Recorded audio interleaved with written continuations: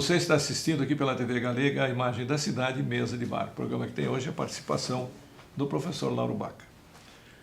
Baca, nós falamos aí porque a Caprena fazia umas viagens para fora, acho que foram para Minas Gerais uma vez até também, né? Sim. São Paulo, enfim. De repente vocês descobriram que o importante mesmo está aqui dentro de Santa Catarina. Sim. Que é essa questão E esse passeio que fizeram agora, eu vi que vocês foram caminhar também. E partes caminhadas, né? Não foi só partes, claro, né? O Fritz Miller, ele gostava de andar a pé. Uhum. E a justificativa é que ele estava bem próximo da natureza. Então, de repente, ele vai caminhando, ele está de olho em tudo que ele possa observar ao redor. E de repente ele vê um insetozinho, ele está passando ao lado do inseto. Uhum. É só se agachar e observar o inseto, ou apanhar se for de interesse. Se fosse a cavalo já não ia ver. Ou uma determinada planta, uma determinada flor. Ele passou muitos anos da sua vida pesquisando orquídeas e no final da vida ele não tinha pressa também, ele saía daqui, levava, sei lá, um mês para ir daqui até Florianópolis. E isso é impressionante. Se pegarmos um desenho do mapa da província de Santa Catarina, né? O que se conhecia como província de Santa Catarina na época, basicamente terminava numa linha que ia de Canoinhas a Lages, ali para o oeste, não tinha nada. Mato. Quer dizer, tinha tudo. Tinha tudo, menos seres humanos. Nós somos tão assim egoístas, egocêntricos, antropocêntricos, que se não tem ser humano, não tem nada. Mas tem tudo, tem milhares de espécies, uma floresta exuberante, né? E o cálculo nosso, um cálculo assim expedito, Pimpão, é de que é possível que ele tenha percorrido quase 75, talvez quase 80% do que se conhecia como província de Santa Catarina na época dele, a pé. Uhum. Sem estrada, sem nada, né? Pelo meio do mato mesmo. Picada, e a estrada mais movimentada no estado na época dele, no começo, quando ele fez uma grande caminhada. Essa é maravilhosa, foi essa que nós fizemos recentemente pela Caprena. Saímos daqui de Blumenau e pegamos o litoral, Itajaí, Cabeçudas, o Morro de Cabeçudas, a Praia Brava. Pelo litoral, os viajantes da época preferiam geralmente a parte molhada das praias, porque aí é um chão firme, bom de caminhar, né? Onde as ondas só a extremidade mais distante das ondas consegue alcançar, ali é fácil de caminhar. E onde tinha morro, né? Se esses dois copos aqui são, digamos, uma cadeia de montanhas, a praia é por aqui, tem uma praia, ele tem outra praia, passa por trás dos morros, aproveita a praia, corta por trás dos morros, né? Principalmente onde o mar bate contra costões, ele é difícil de andar. E a estrada mais movimentada da província na época era a estrada Desterro-Lages, ou seja, Florianópolis, Desterro era o nome da antiga capital provincial, Desterro-Lages. E ali, pelas descrições dele, pelo menos até 1868, praticamente não havia carroções e carroças, era tudo cargueiros, mulas, burros e tropas de gado que desciam da serra para serem comercializadas na parte mais populosa do litoral, principalmente a capital. E aí ele descreve, né, no morro mais íngreme, cada mula, cada cavalo, cada cabeça de gado pisa no mesmo local onde o antecessor pisou. E, por exemplo, perto do Morro da Boa Vista, no atual município de Rancho Queimado, aqueles degraus, formavam uma espécie de degraus assim, né, na encosta, e aqueles degraus transversais eram tão fundos, cheios de lama, que as mulas chegavam a arrastar a barriga na parte alta dos degraus. Né? Então, com essa descrição, é impossível imaginar que por ali passavam carros de boi, ou carroções. Os carroções eram usados talvez mais localmente ainda. E isso na estrada mais movimentada da província. Então ele saiu daqui a pé, foi resolver negócios pendentes dele em Desterro, que fazia um ano que ele tinha voltado de Desterro para Blumenau. E depois continuou, pegou o Vale do Rio Cubatão, passou por Santo Amaro, já tinha esse nome, chegou à colônia Teresópolis, parou lá uns 3 dias, visitou conhecidos, amigos lá, inclusive o Padre Rer. Né? Ele era muito amigo do Padre Rer, apesar dele ser ateu, mas os dois eram amigos. De lá ele foi até São Bonifácio, retornou de volta a Teresópolis e aí subiu, passando pelo Morro do Gongo, até o Rio Capivara. Rio Capivara era o nome de um rio. Hoje, esse local, que era só Rio Capivara, é uma sede de município que é Rancho Queimado. e de Rancho Queimado ele passou por Morro Chato, Taquaras, e foi até o Morro da Boa Vista, de onde ele de lá vislumbrou um panorama espetacular, e nós repetimos tudo isso. Né? E o mais interessante, quando ele atravessou do continente para a ilha, de barco, que a Ponte Hercílio Luz surgiu 30 anos depois que ele fez esse diário, né? Em 1926, muito mais. Mais. Faz a conta, 68 para a Ponte Hercílio Luz, se não me engano, é de 1920, a inauguração, acho que é isso. Né? Aí o barco aportou na ilha, lá no estreito, aí ele escreveu assim: pela primeira vez em meses, ou seja, desde que ele dava aula lá, então tinha que se vestir um pouquinho mais a caráter, né? Calçamos, Johannes e eu, Johannes era o sobrinho que acompanhava ele nessa enorme caminhada, calçamos meias e sapatos. Ou seja, ele não só caminhava, como caminhava descalço. Só no pé já tinha uma preferia, exatamente.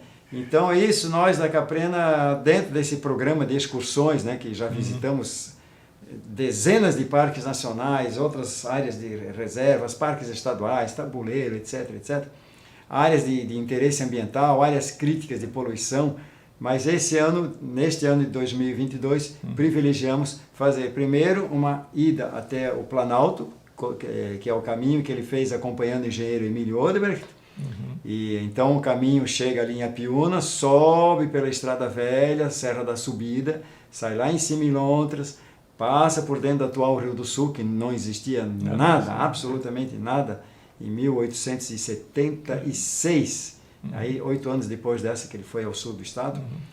E então é uma coisa espetacular. Então nós juntamos a questão ambiental com a questão histórico-científica, e com isso a gente está fornecendo subsídios a quem está elaborando o projeto, que vai ser apresentado, digamos, ao governo do estado de Santa Catarina, e com incentivo, programas de incentivos financeiros do governo estadual, tipo renúncia de ICMS, algo assim, que esse projeto seja implantado via doações de empresas.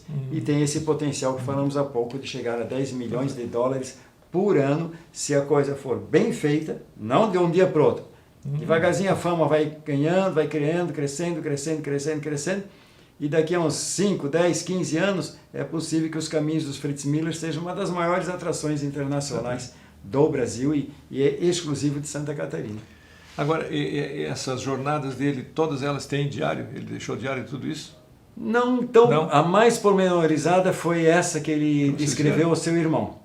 E como foi o primeiro ano em que ele foi funcionário, que ele foi nomeado pelo João José Coutinho, professor do Liceu Provincial. O presidente da província que veio depois do João José Coutinho, Araújo Brusque, cujo o nome está homenageado na nossa querida e magnífica cidade de Brusque, né? Ele nunca pisou os pés lá em Brusque, mas tudo bem, a cidade homenageou. É igual a cidade dos príncipes, a cidade dos príncipes. Mas o Araújo Brusque não tinha aquela visão mais culta, mais assim, do valor da ciência, do valor do desenvolvimento, da educação laica, né? E fechou o liceu. Fechou o liceu e inclusive acabou com um laboratório recém-adquirido pelo presidente anterior, que comprou especificamente para o Fritz Miller poder usar esse laboratório de química e física com seus alunos, que ele era naturalista, mas dava todas essas aulas, né?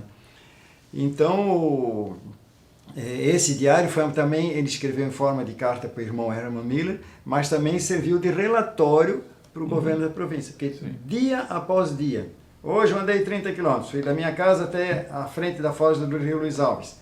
Ele já vai descrevendo a vegetação, já vai, né? Depois do Luiz Alves a Itajaí, depois de Itajaí além de Meia Praia, lá na altura de Meia Praia, mas antes de atravessar o Perequê. Dia seguinte ele atravessa o rio Perequê e vai até Tijucas, Tijucas a Tijuquinhas, Tijuquinhas a Desterro, que é tudo pormenorizadamente.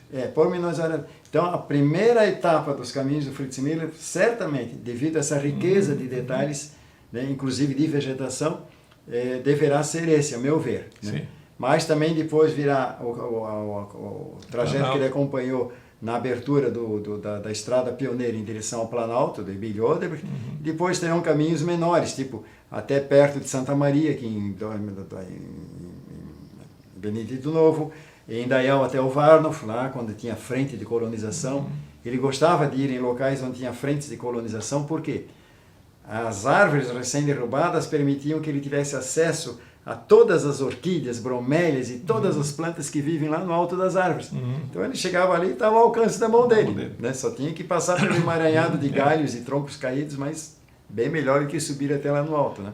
Agora, você falou a amizade dele com o padre, né?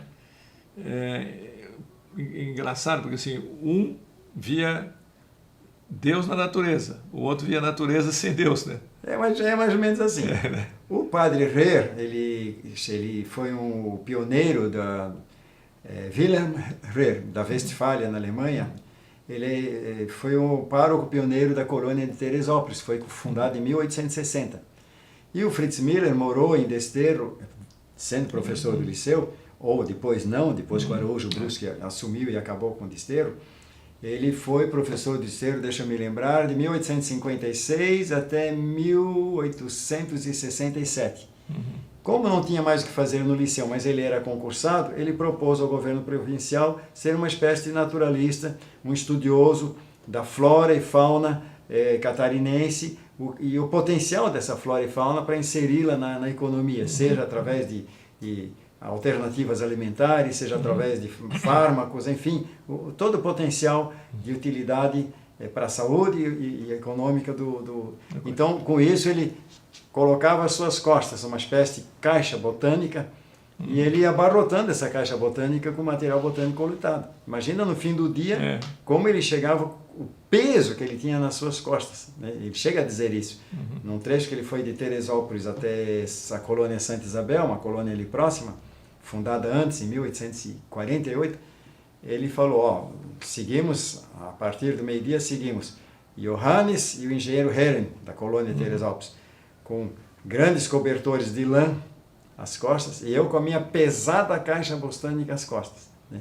E atravessou trechos de Mata Virgem. Então, esse relato, ele tem esse potencial, quer dizer, no futuro, esses caminhos devidamente demarcados, com totens, com dizeres, placas, com frases, com a vegetação que ele observou na época, o que ele viu ali na época, né? Olha, o potencial é fantástico. É só subir, ver aquela vista que ele descortinou para ir lá, né? Vai ser, para quem vem lá da Alemanha, que vem dos Estados Unidos, lá do Japão, Por falar nisso, está para ser inaugurado, conhecemos já quase na fase final de inauguração, deve ser inaugurado em janeiro de 2023, o Mirante, construído pela Prefeitura de Rancho Queimado. Vamos fazer. Né? Como tudo aqui no Brasil, se constrói um mirante para observar uma bela paisagem, mas não se conserva a bela paisagem que o mirante vai propiciar. Então, dali da área do mirante, não deu para entrar direito ainda, porque ainda está em fase final de construção, mas deu para ver queimada acolá, queimada à esquerda, queimada à direita, a obra mal conduzida, entulhos jogados em todas as direções. Claro que no final vão limpar, vão botar uma graminha. Assim. Estão construindo um muro opaco, cercando os 2 hectares onde está o mirante, onde já se viu um local para apreciar uma paisagem e um muro de 2, 3 metros de altura opaco, para ninguém ver fechado. Quer dizer, nós já escrevemos, já mandamos um ofício à prefeita de Rancho Queimado solicitando que se repense urgentemente esse tal do muro. Mas os moirões desse muro de concreto já estão sendo fincados. Para ninguém cair lá para baixo. Quer dizer, entra carro, sai carro para lá e para cá, o pessoal os não conscientes da turma do 4x4 andam por tudo e começam a fazer trilhas, essas trilhas abrem espaço para erosão. Então, não adianta fazer um mirante, tem que fazer um mirante de uma bela paisagem, mas também conservar essa bela paisagem. Sim, é verdade. Vamos fazer pausa para rodar os comerciais e já a gente volta. Já vamos para o nosso quarto e último bloco, né? Acho que é, né? Quarto bloco. Conversa tá boa, né? Vamos aos comerciais. Por favor, saúde. Saúde.